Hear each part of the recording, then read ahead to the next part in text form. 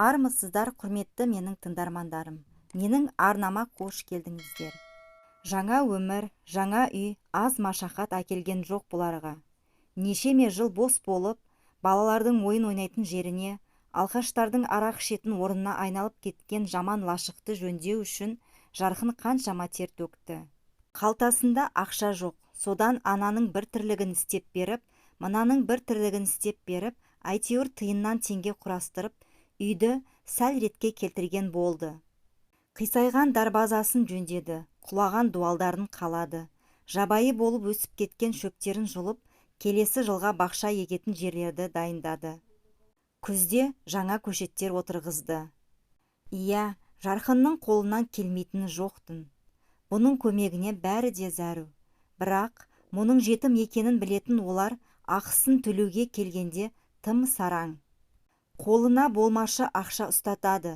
Басқа табыс көзі болмаған соң Жарқын лашсыздан көнеді оған. Бұл кезде Сабирада алғашқысын босанған болатын. Осы уақытқа дейін бағымыз ашылмады. Осы баламен бірге Алламыз бізге бақ берсінші деп ырымдап оның есімін Бақберген деп атаған.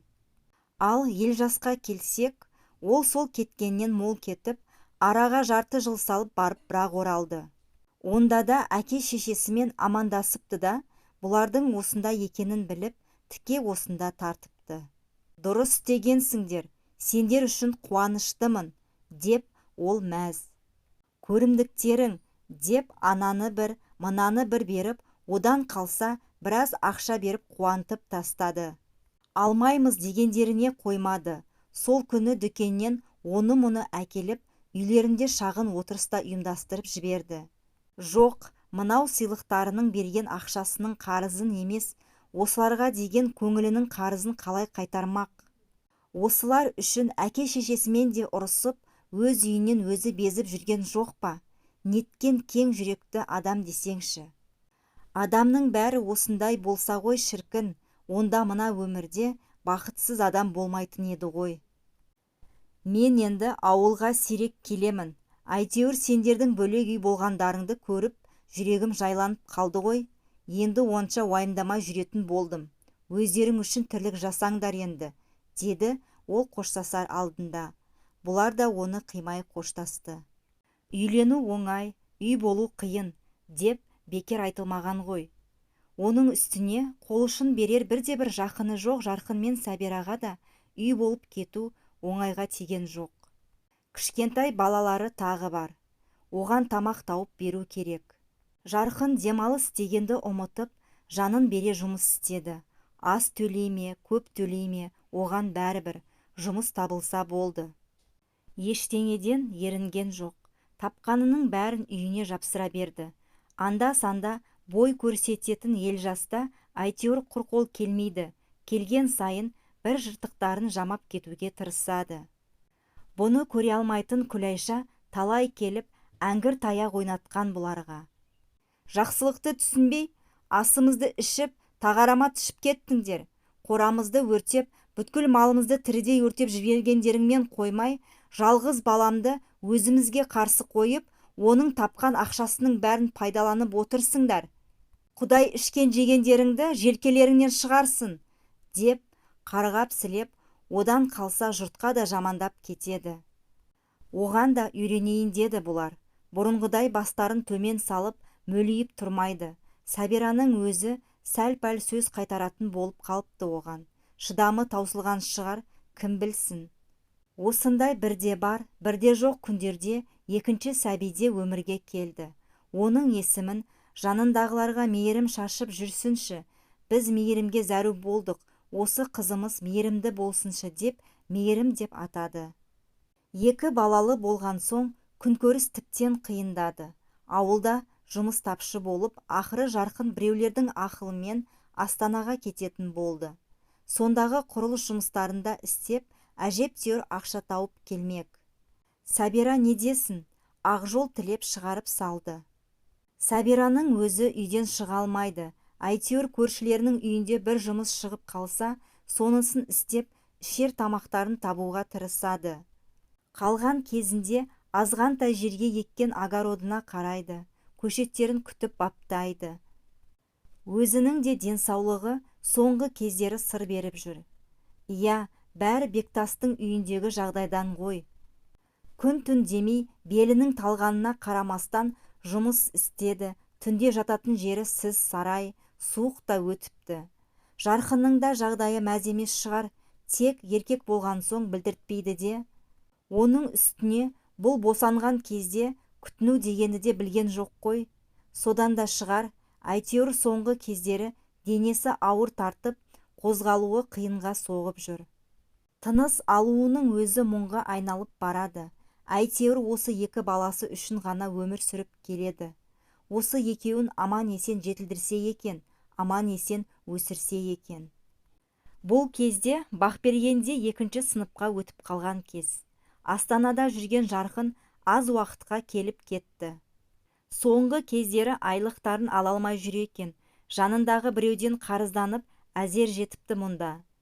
Баласына бірді-екілі мектепке киетін киім әперген болып, азық түлекке деп біраз ақша тастап, қайтадан асығыс кетті. Қашан келетінін өзі де білмейді.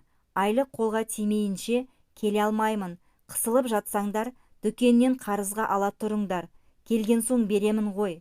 Дегенмен бар нәрсені үнемдеп жұмсауға тырысыңдар. Айлықты қашан беретінін білмеймін.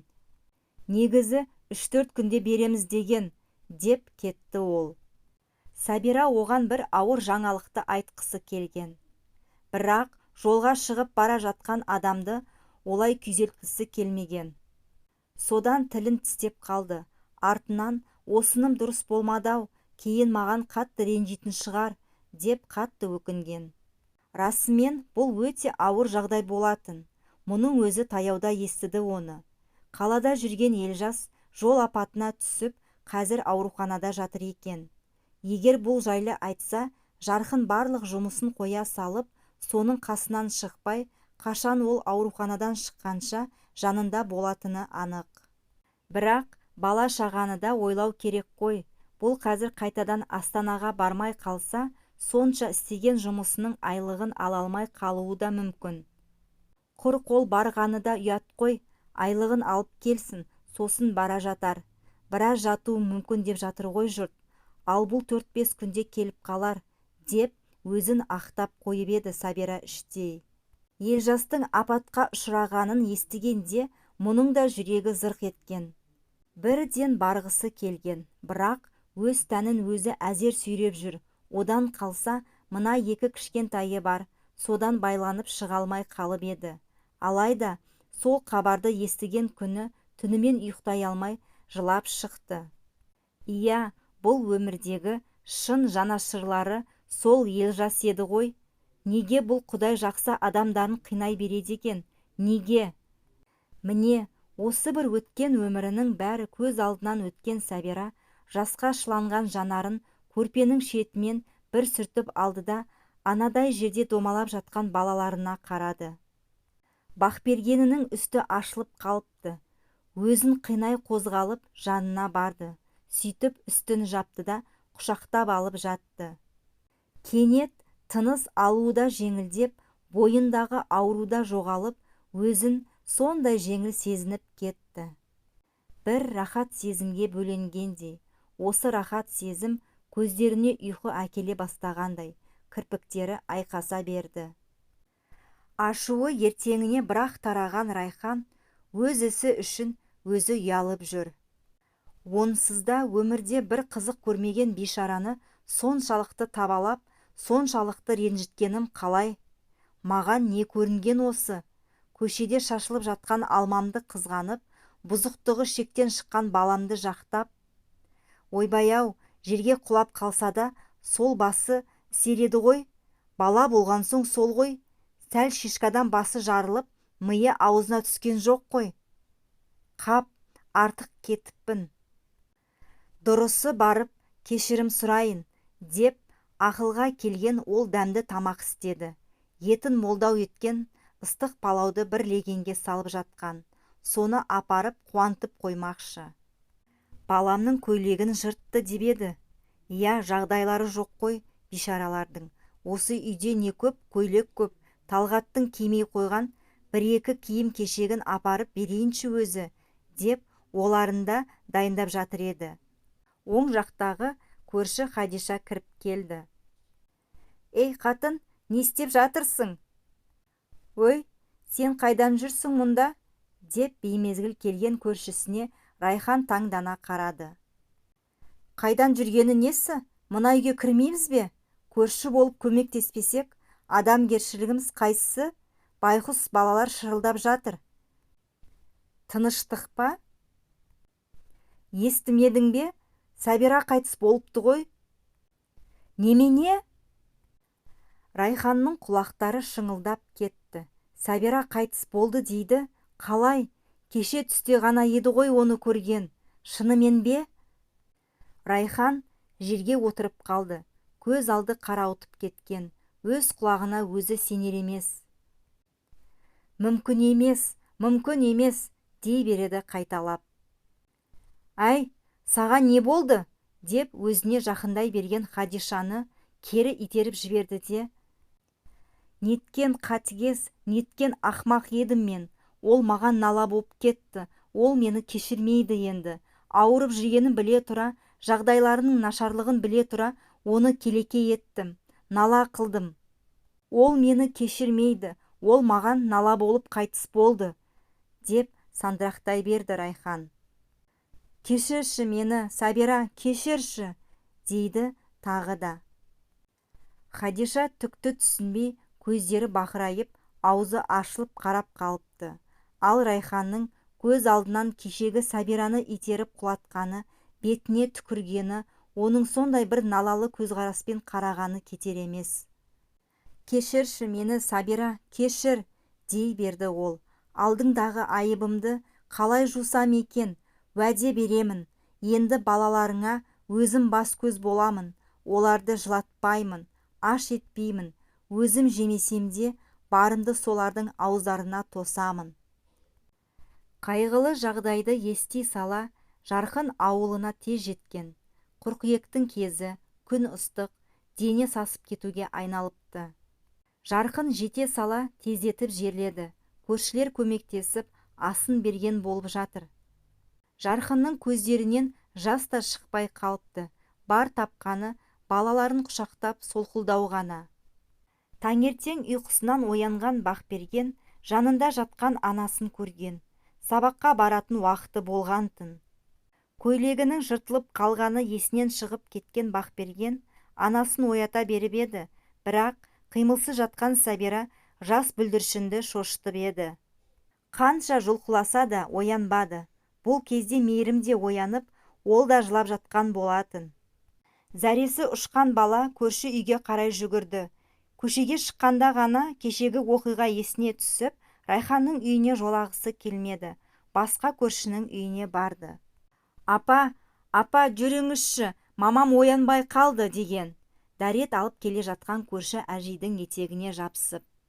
Аз уақытта үйге біраз адам жиналып, Сәбираның о дүниелік болғанына көздері жетті. Содан Жарқынға хабар беруге асыққан. Жарқынның өзінде телефон да жоқ. Дегенмен ол осы ауылдың біраз жігітімен бірге кеткен болатын. Соларға телефон шалу арқылы Жарқынға да хабар берді. Есеңгіреп қалған Жарқын алғашында өз құлағына өзі сенбей қалған. «Қалайша? Кеткеніме 10 күн болды ғой, сап-сау еді ғой», дейді дірілдеп. Иә, ауруы жанына қанша батса да, күйеуін уайымдатқысы келмеген Сәбира барынша сырқатты екенін білдіргісі келмеген еді ол кезде. Ақыры ауру алып тынды. Жарқын осылай өксіп отырғанында қақпа сыртына тағы бір көлік келіп тоқтады. Сәлден соң ішке коляска итерген біреулер кіріп келе жатты. Жарқын түсінбей қарап қалыпты. Бұлар кімдер еді? Құдай-ау, мынау кім тағы? Жарқынның көз алды қарауытып кетті. Ол коляскадан Елжасты көріп тұрған еді. Екі аяғы тізеден жоғары кесілген Елжастың көздері жасқа толып қалыпты. «Сәбирашым менің, Сәбираш, бағы ашылмаған жеңгем», деп зарлап келеді. Жарқын тәлтіректеп кетті. Шынымен мынау Елжас па? Оған не болған? Жоқ, Елжас, сен мұндай күйге түсуге тиіс емес едің ғой. Бейтаныс адам колясканы итеріп Жарқынның жанына әкелді. Елжас оны құшақтай алды. Бекем болшы, сорлы бауырым, бекем болшы. Құдай аямай қинадау сендерді. Бекем болшы, деп еңкілдеп жыласын келіп. Мұның аяқтарын құшақтай алған. Есін жия алмай тұрған Жарқын жайлап тізелерін бүкті де, бауырын, Елжасын құшақтай алды. Бұл сенбісің? Саған не болған, бауырым? Мынауың не сенің? Өкіріп жіберген Жарқын Елжасты тас қылып құшақтай алды. Иә, дәл осы кезде Жарқынға Сәбираның өлімінен көрі Елжастың мүгедек жанға айналғаны ауыр тиген еді. Жаным-ау, аяқтарың қайда? Қайда тастап кеткенсің? Қандай түріңмен келіп тұрсың? Менің баяғы Елжасым қайда? Не болған саған? Деп өкіре берді. Қалада жүрген кезі, таксиде салонның артында отырған еді. Көлік қатты жүріп келе жатқанында таяп қалған бағдаршам сары жанып қалды. Жүргізуші өтіп кетемін деп ойлады. Сол кезде мына жағынан да бір көлік қатты келе жатыр екен. Бүйірден келіп соқты бұларды. Иә, дәл Елжас отырған тұстан келіп соқты. Екі аяғы содан езіліп кетіп, кесуден басқа амал қалмаған еді дәрігерлерде. Менің аяқтарымды қайтесің, сорлы бауырым, қайтесің аяқтарды? Аяқтарымды берсемде өзім тірімін ғой. Ал Сәбираш, ол кетті ғой, қыршын кетті ғой бейшара. Мына өмірден еш қызық көрмей кетті ғой олар. Қос баласын жетім етіп тастап кетті ғой. Енді сен тастамашы бізді, сен бекем болшы, сен аман болшы, дей берген Елжас. Неткен жан десеңші, мына сөздер Жарқынды одан сайын босатты. Бауырым-ай, бауырым-ай, қашан бұл күйге түскенсің? Неге мен естімедім? Сені екі аяқтан айырғанша, бұл Құдай менің жанымды алса етті, деп Жарқын Елжасты қысқан үстіне қыса түсті. Өкіріп жылады. Бұл неткен әділетсіз тағдыр еді. Әке-шеше күнәсі үшін неге балалары жаза тарту керек? Мен де, Сәбира да әке-шешеміздің күнәлары үшін осы күнге дейін азап шегумен келдік. Енді Елжас та. Оны да әке-шешесінің күнәсі үшін жазалағаның ба? Біз ешкімді қарғаған жоқ едік қой. Жаратушы ием, ең құрымаса Елжасты бақытты етпедің бе? Бұл нағыз бақытты болуға лайық жан еді ғой. Неге мұны бұлай қинадың? Деп Жарқын енді көкке қолын соза еңіреді. Асқа жиналған көпшіліктің бәрі бұл кезде қосыла еңіреп тұрған болатын. Иә, расымен-ақ ата-ананың біреуге жасаған қиянаттары қашан да ұрпақтарының алдарынан шығып жатады. Егер бала-шағамыздың, немере шөберелеріміздің бақытты болғанын қаласақ, онда алдымен өзімізді жөндеуге тиіспіз. Жан баласына қиянат жасамай, иманды болуға, түзу жолмен жүруге, айналамыздағыларға мейірім көзмен қарауға тырысайықшы. Сонда ұрпақтарымызда бақытты өмір сүрмек. Жоғарыдағы оқиға осының бір дәлелі. Құрметті менің тыңдармандарым, назарларыңызға үлкен рахмет. Менің арнам сіздерге ұнап жатса, міндетті түрде тіркеліп, лайк басып, комментарий бөліміне өз пікірлеріңізді қалдыра кетіңіздер.